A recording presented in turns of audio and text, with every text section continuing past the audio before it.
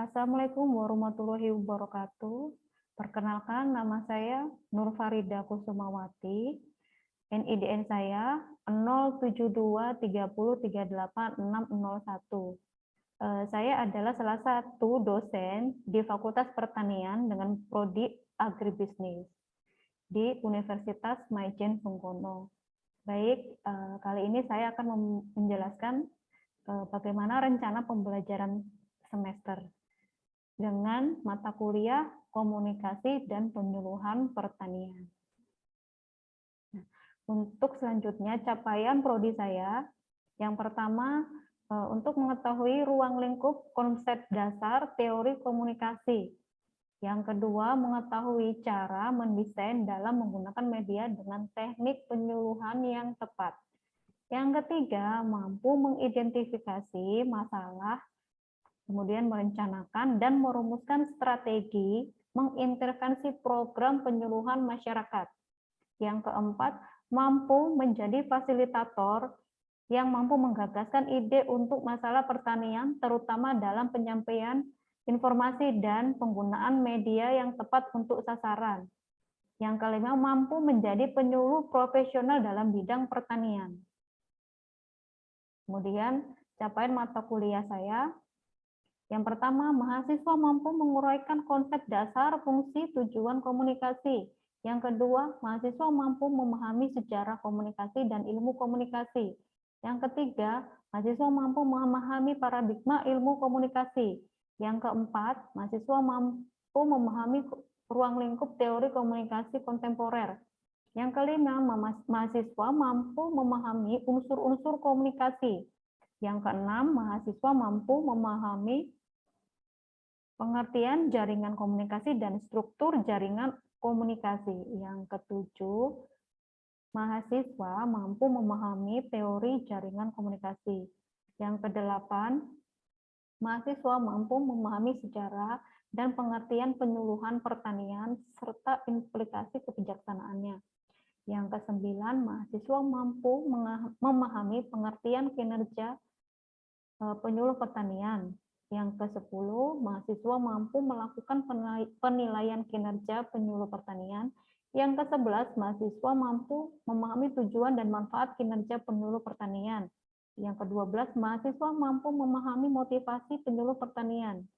Yang ke-13, mahasiswa mampu memahami peranan penyuluh pertanian dalam menumbuhkan partisipasi masyarakat.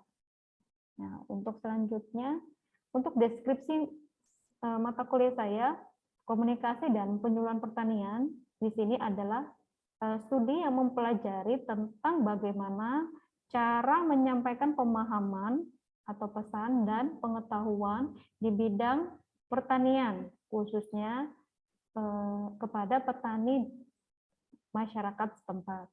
Nah, yang meliputi komunikasi, informasi, dan edukasi.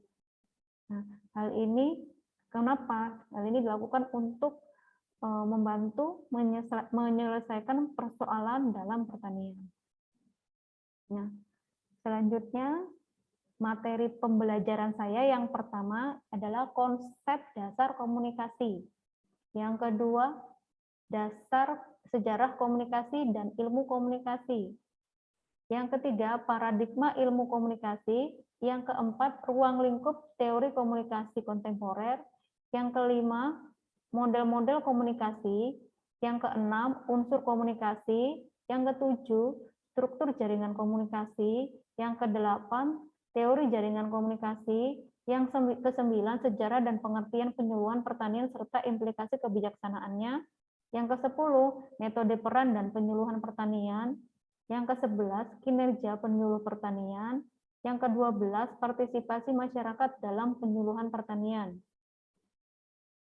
Kemudian yang selanjutnya, untuk metode pembelajaran saya menggunakan ceramah atau kuliah dengan media Zoom meeting, karena memang belum dilakukan tatap muka di fakultas kami dan universitas kami, seperti itu. Kemudian ada praktek, terus kemudian diskusi. Nah, praktek di sini saya mewajibkan mahasiswa mampu untuk membuat suatu media komunikasi seperti leaflet, poster, dan menjadi role model untuk penyuluhan. Seperti itu. Kemudian untuk penilaian, kehadiran dengan bobot 25%, tugas kelompok bobotnya 10%, tugas individu bobotnya 20%, UTS bobotnya 20%, UAS 25%. Nah, selanjutnya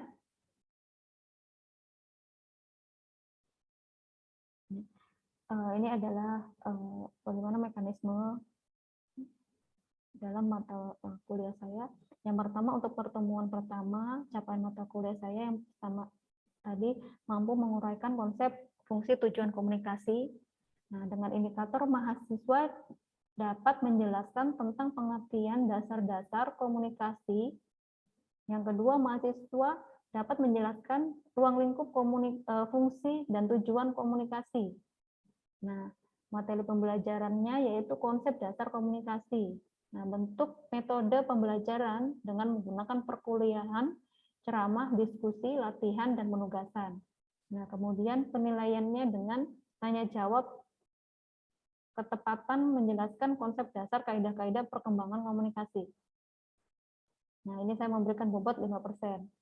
Nah, kemudian yang pertemuan kedua, capaian mata kuliah yang pertama yaitu mengetahui dan memahami sejarah komunikasi dan ilmu komunikasi.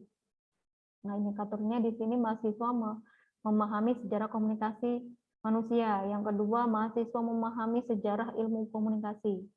Nah, kemudian materi pembelajarannya sejarah komunikasi dan ilmu komunikasi. Dengan bentuk pembelajaran atau metode pembelajaran saya dengan perkuliahan, ceramah, diskusi, dan penugasan. Nah, untuk penilaiannya dengan tanya jawab, yaitu dengan dapat menjelaskan ketepatan sejarah komunikasi dan ilmu komunikasi dengan tepat, dengan bobot 5%. Yang ketiga, memahami paradigma ilmu komunikasi. Nah, dengan indikatornya mahasiswa memahami paradigma ilmu komunikasi. Nah, materi pembelajaran yaitu paradigma ilmu komunikasi. Nah, metode pembelajarannya dengan ceramah, diskusi, latihan, penugasan. Nah, penilaian dengan tanya jawab, yaitu dengan menjawab ketepatan dalam menjelaskan sejarah komunikasi dan ilmu komunikasi. Ini saya berikan bobot 5%. Nah, kemudian yang ketiga, memahami paradigma ilmu komunikasi. Nah, di sini mahasiswa mampu memahami paradigma ilmu komunikasi. Nah, materi pembelajarannya adalah paradigma ilmu komunikasi.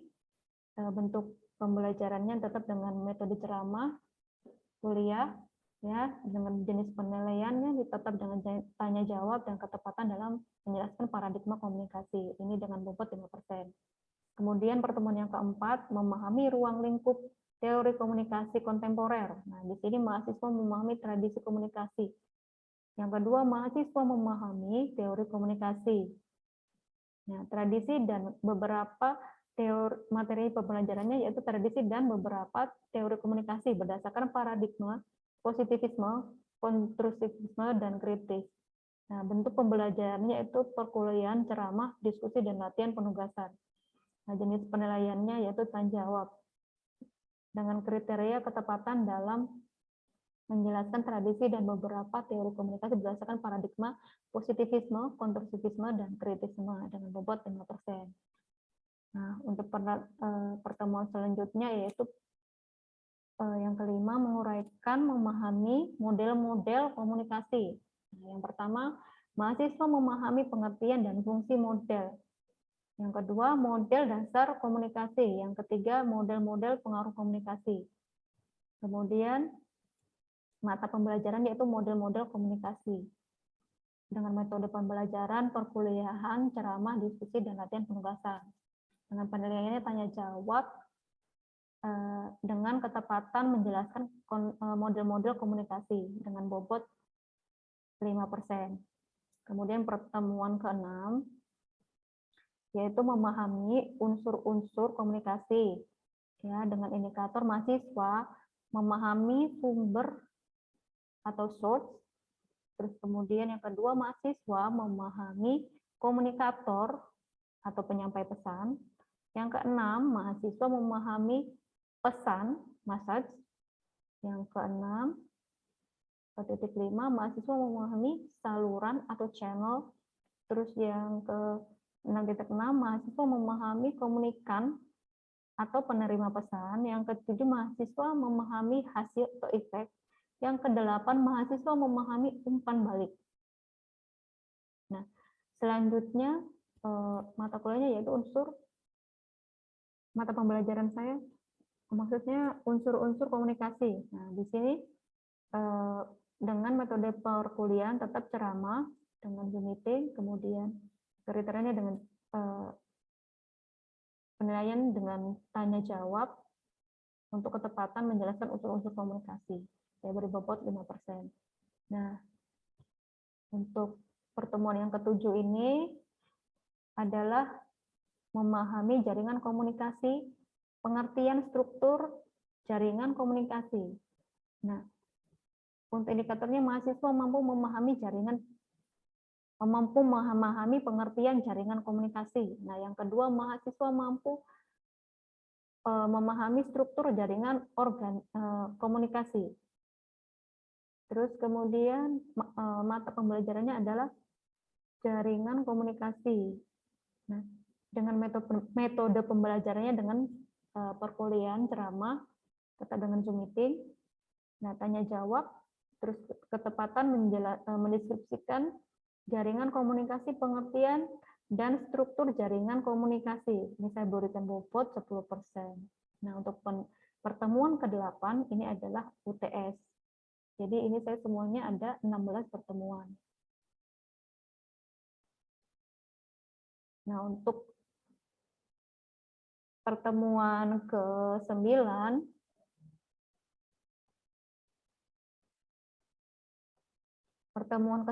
adalah